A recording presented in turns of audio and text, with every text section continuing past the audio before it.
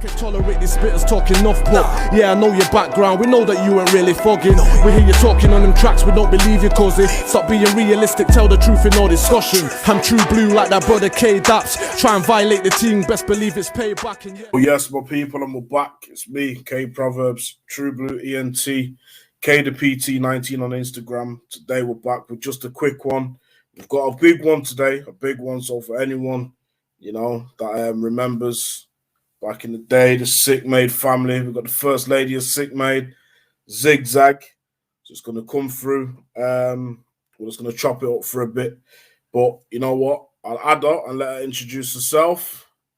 And we'll just get it popping. Right. Yeah, Zigzag. I know you remember me from Okay.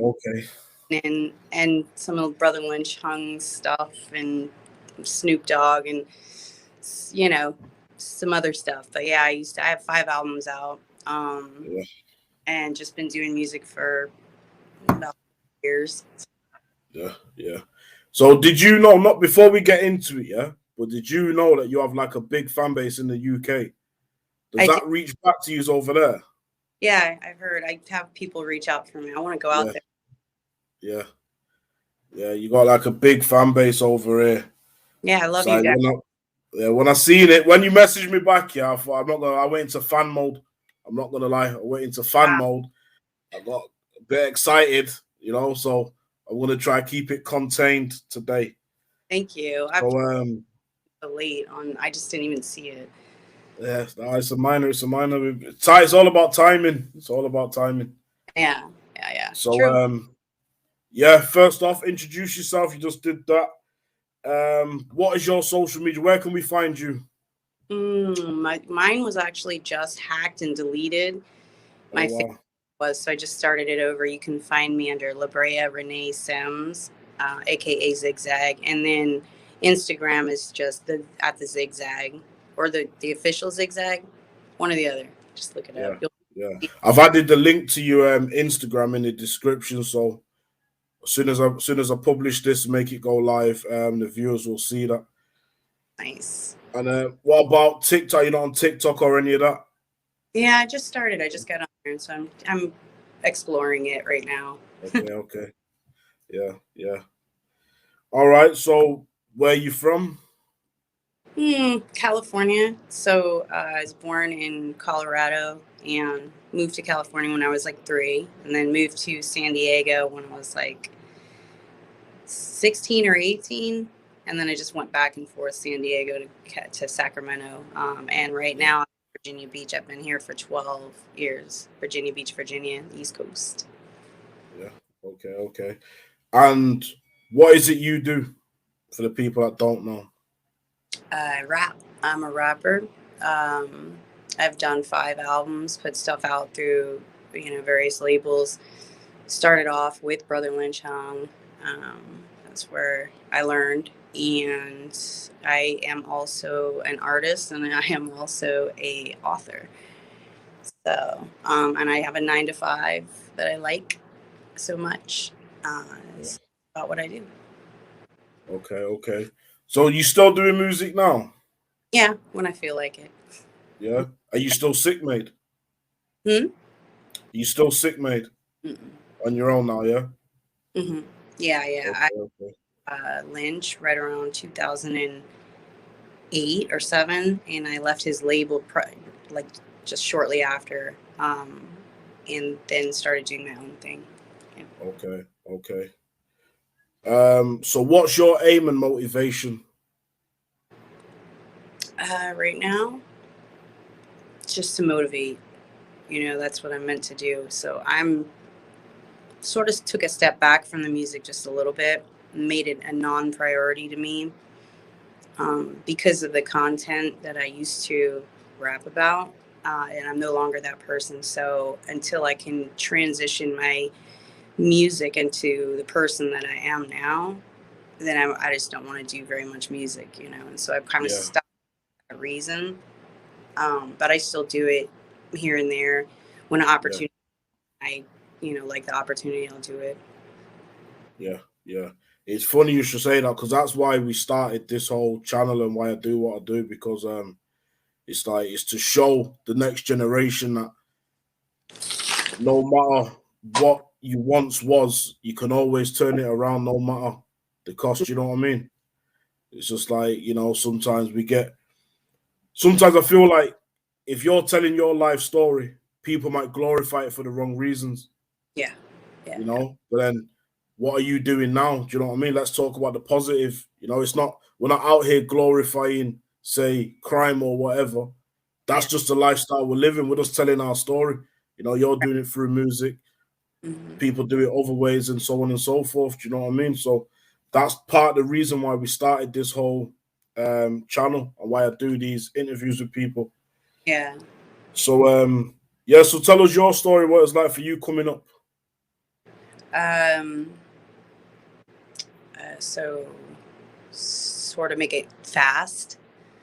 The non-detailed version, I was in a abusive home when I was young. My parents fought all the time, and my mom fought me all the time. And I left at 14, never went back. And I got with Lynch about 16, 15, and I've been with him. I was with him for like 18, 17 years. And that's where I started my music. And the music industry is dangerous depending on who you're dealing with. And in the 16, 17 years that I was with him, doing music with him, the dynamic of the music that he does, it drew a dangerous crowd. So, and, you know, some of the gangs and stuff that he's involved in, and I just didn't know anything about that at the time. So I was shot at 9 times either, or held at gunpoint. My kids were in a home invasion. And it's all about, you become a product of your environment, you know, and it's all about who you're around. What are you doing? And then what is that person providing, you know? And he's more of a dramatical rapper who drew a dramatical crowd. And so, you know, after 17 years, 16 years, I decided that my kids needed to not be around that. And I basically left Lynch, and I had my own personal reasons why I left him as well. You know, our relationship, we were married, our relationship just didn't work out, you know, after that long, kind of grew apart. And so I no longer liked that environment that I was in. I didn't want my kids in it. So I picked up and left him and left the environment, and then pretty much immediately moved to San Diego. And then the environment followed me. So I came to, and that's not why I left San Diego. I left California because, you know, of a recession that happened, that big, huge recession, and I lost my job and everything. So I moved out to Virginia Beach with my parents.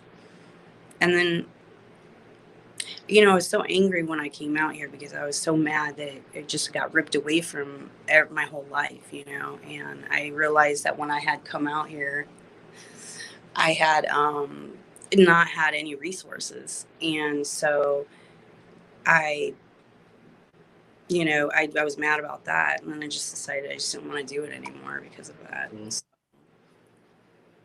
Yeah, that makes sense. It's hard sometimes. And like you said, would you say like you matured? Yeah. You know, like, and then, you know what I mean? So it's like what, like for me, because I was involved with gangs myself. So then after going to prison for so long, that you start to get older, you start to see things for what they really are. You know what I mean? What once seemed fun then becomes like, you know, when you've got priorities, like kids and family members and all that, it's like you just have to start, you know, think to yourself, you know, I can't do this, you know. Right. I just need to just move on from it.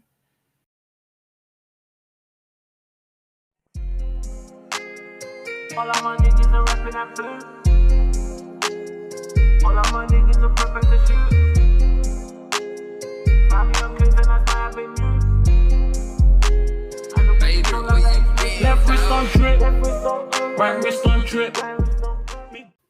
So how did you actually get into rapping?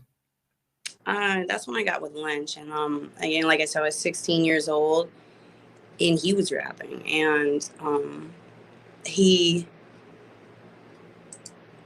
I was with them, and when you're with somebody, you just kind of get into what they're into. But I wasn't really into rap at all. I didn't even like it. Like I just liked whatever on the radio. But eventually, like you know, being around him, I just remember one day he asked me to like write all of his lyrics in his notebook, nice and legibly, so he can, you know, have a nice thing. And I did. And at that point, when I did that, I learned how to paragraph, how to, you know, compartmentalize the verses, Yeah. or however you call that.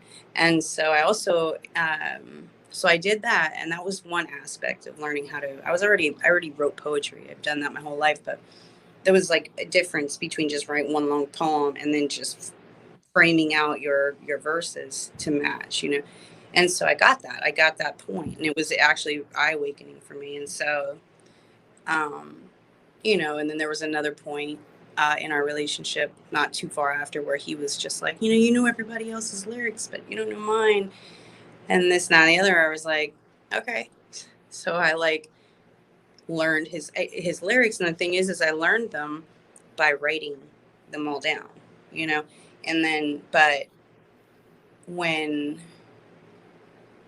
it sort of all came together. But when I started to rap his lyrics over other people's beats, just instrumentals, you know, it all came together, and I realized that, wow, I could do this, you know. And so like when I started reciting, like he was like, you want to hear me rap your stuff? I can. So I started reciting it over like these, you know, instrumentals. And it was phenomenal. I was really good at it, and then he was just like, wow, you have to be a rapper. You know, I want you to be my little protege. I want to build you up, this, that, and the other. And so he did. And what he did is would he would show me off, you know, to his friends, and he'd be like, listen to her, she's like tight, you know. And so the responses that I got gave me confidence immediately. Yeah. And so when the more confident you are, the better you are in any and everything you do. And so I just skyrocketed after that, and then started writing my own stuff, you know, with his help in the very beginning. Like Lokes was wrote by him and I both, but you know, and so, but then that was the only thing he ever really helped me write. Everything after that I wrote myself. And there were times where he would be like, I don't like it, you know, you should write it over. And I'd get mad and not want to rap no more. But then I would go back to it and rewrite it again, and it would come out just way tighter, you know. And so, yeah, that's how I started. So was Low to the Brain your debut track? Yeah. Was that your first one?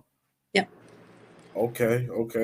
You absolutely went hard on that. I'll be honest with you. Thank you. Yeah, went absolutely crazy on that.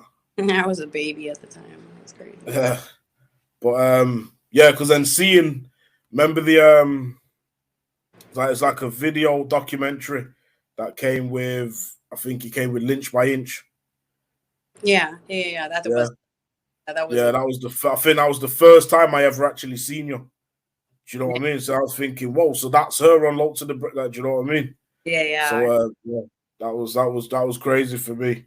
It was probably crazy for everybody. I knew at that age, my mouth and my appearance, two different things. Was you only 16 then? 16. Low to the Brain? Yeah. Crazy. Oh.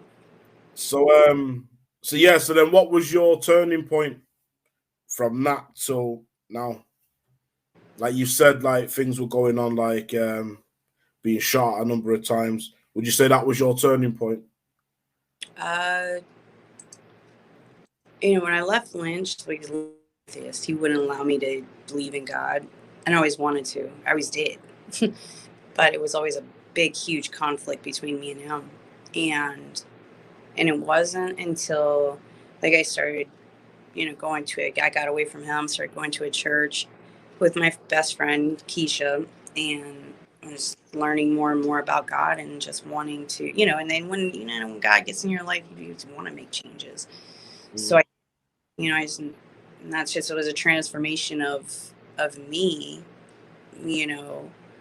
getting, becoming one with God, or having a relationship with him, and not wanting to portray that image anymore, not wanting to, the things that I was really good, I am a really, really good artist, but the things that I was, saying in my songs, I was going through them at that time.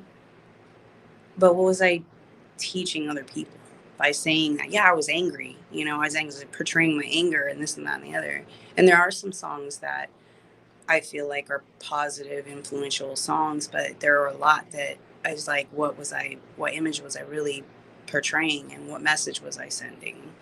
So, so it just be like, and that was the whole entire breakdown, where it was just like, I got away from Lynch and them and that, part, and started becoming my own self, and learning me and building me, because when I got with him, I was a baby.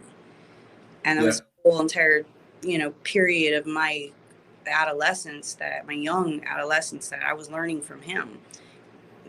Neither bad or good or otherwise, whatever. But I just, I became part of my environment, and then never even got a chance to be who I am, So when I did leave him, I learned who I really was and who I wanted to be.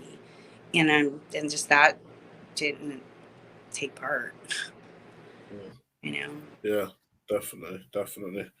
But again, though, it's like I have this discussion with people all the time, yeah, because like people always say, does the music influence a lot of the violence on the streets and rare?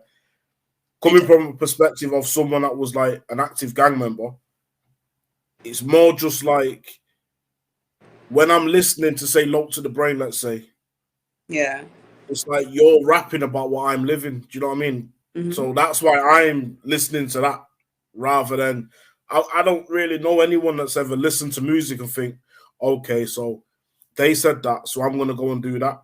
It's more just people are already in that mindset, in that frame. Yeah. Do you know what I mean? So I don't know. That's a discussion that I have pretty often with like people when they say music influences a lot of the street violence and all that. As you probably know yourself, music influences everything. Yeah, you can be in a good mood and listen to a bad song, and your mood changes. You can, and the opposite too. But I'll tell you one thing. I don't know if you've ever heard about this, but for an example, one time there's a kid who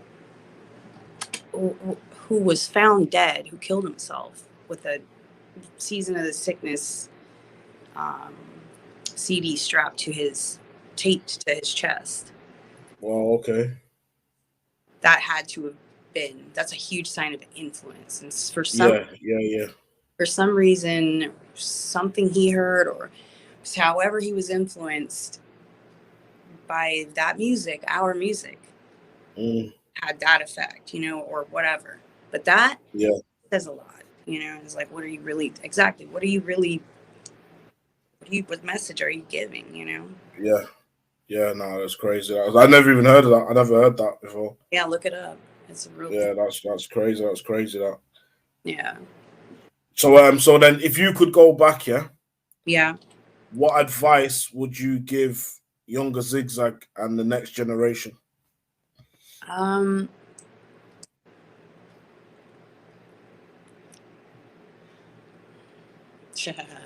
I'd start with myself. If you're going to be an artist, I'm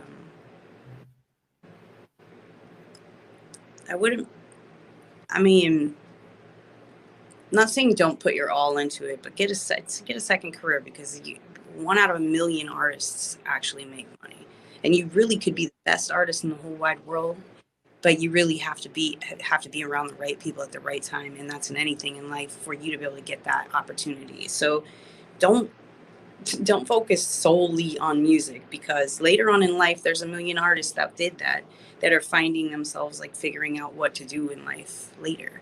That's not fun, first of all. Yeah. And secondly, yeah, exactly, pay real close attention to the message that you're giving people. Even if you're in a bad mood, or try to be a more motivational, influential musician. Just pay attention to the message that you're giving. But I'll also say this on the other side: never give up. And if you do think that if you love it and it's something you really love to do, never ever give up, and do put in 100% of your energy. But at the same time, don't start off your life focused on one thing. Minerva's art, whatever. I mean, because entertainment is a difficult thing to live off of. Yeah. So Yeah. I'm just saying, that's what I would say. Yeah. Okay, that does make sense. Yeah, and so then, go on, sorry. We did too. We need to learn how to love each other, like get along. Yeah, that's true. So so what are you up to now? What are you doing now then?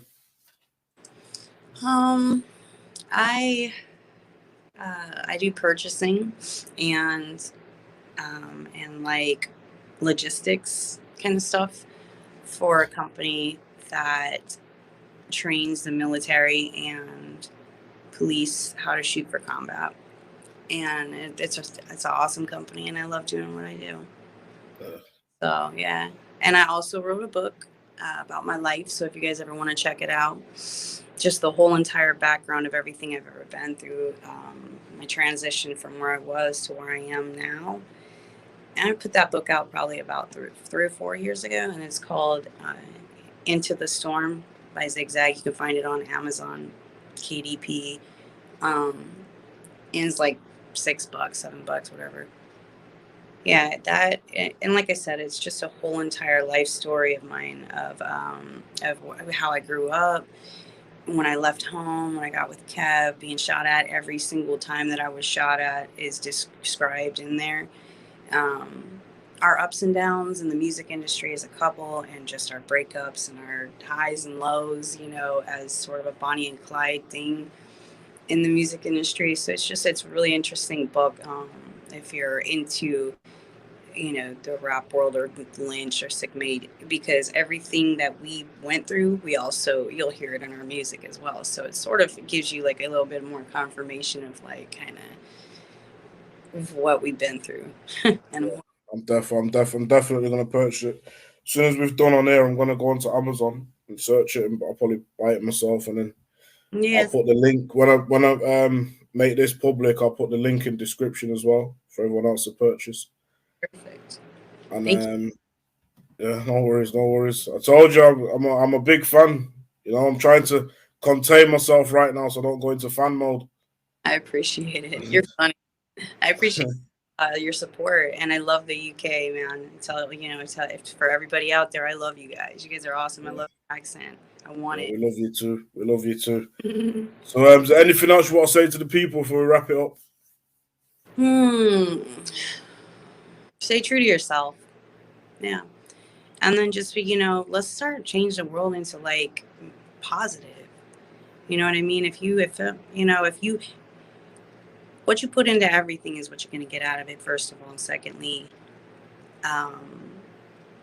what comes out of your mouth and the things that you think, it comes true.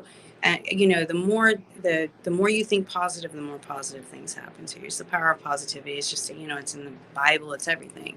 And just try to be more motivational in this music industry right now. Because it's just going really dark, and it's sad. Because the world is going to be affected by that. Next generation, your kids will be affected by that.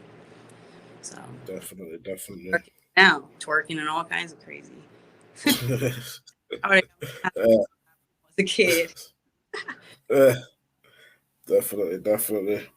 So I think that's the end of our interview again. We appreciate you. Thanks for having giving us your time, and appreciate the fact that you came on here to share your story with us. Yeah, thank And you. yeah, and as soon as I make this live, I'll tag you and everything and let you know as soon as it drops. Yeah. Perfect. Thank you. Again, all right. Cheers. We appreciate you. All right. Take care. Right. Out. Bye. Bye. Bye.